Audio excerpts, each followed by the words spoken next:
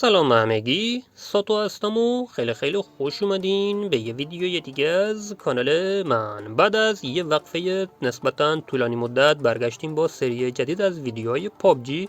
و امروز قرار تغییراتی که تو رویال پس سیزن بعدی خواهیم داشت که میشه سیزن 4 و اسکینای تایید شده رو با هم دیگه خواهیم دید. اما قبل از دیدن این اسکینا، دوستانی که تازه با کانال آشنا شدن، اگه از این سبک ویدیوها خوشتون میاد حتما کانال رو سابسکرایب کنین و زنگوله کنارش رو هم فعال کنین تا به محض اینکه ویدیوی جدید گذاشتم با خبر بشین و بیاین ویدیو رو ببینین. بیشتر از این حرف نزن و بزن بریم سراغ تغییرات. Let's go.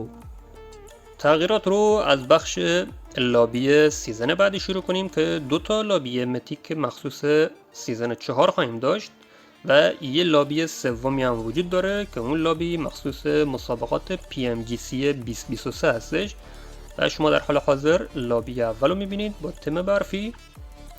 چون داریم به زمستون هم نزدیک میشیم، تمای پابجی تغییر میکنه به حالت زمستونی و اینجا هم لابی دوم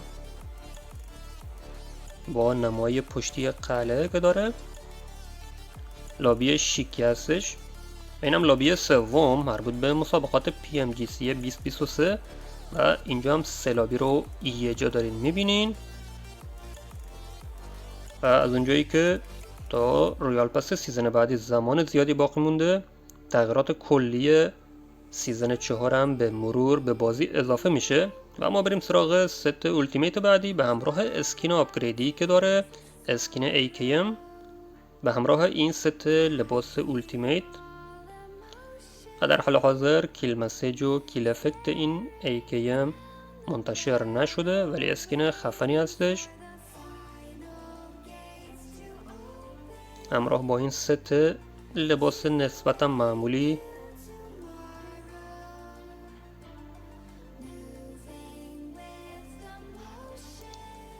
اینجا هم آواتارهای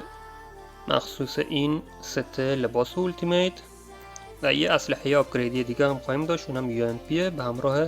این اسکین این قاب دومی که وجود داره.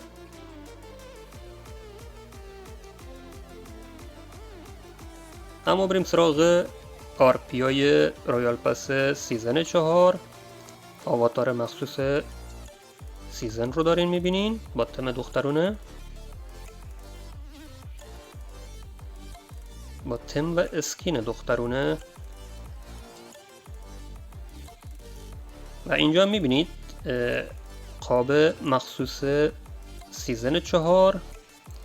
و یه DBS آپگریدی خواهیم داشت که اونم مخصوص سیزن بعدی پابجیه که میشه سیزن 4 به همراه ست لباس RP100 هم میبینید که یه ست لباس دخترونه است به همراه اسکینای باگی و موتوری که خواهیم داشت، موتور 3 چرخ و برای اولین بار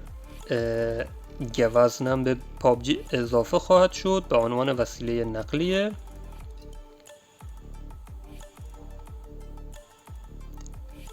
و اینم که DBS رویال پس سیزن بعدیه که تو RP 50 خواهیم داشت و اینم دنسایی که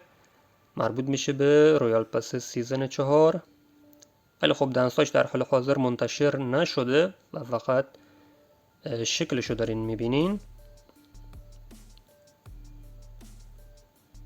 و از اونجایی که میدونین از چند سیزن قبلی شروع شده که شما میتونین دنسای متیکو آپگریدش کنین که یه سری قابلیت هایی رو بهش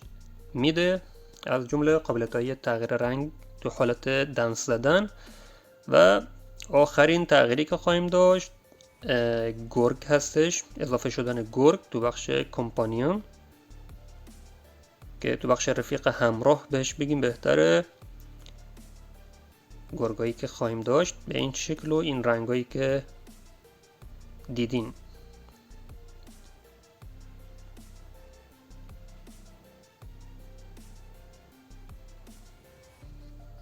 اسکینای تایید شده رویال پس سیزن 4 رو با هم دیگه دیدیم و در پایان امیدوارم از دیدن این ویدیو لذت برده باشین و مثل همیشه با لایک ویدیو ازم حمایت کنین تا ویدیوی بعدی. خدا نگهدار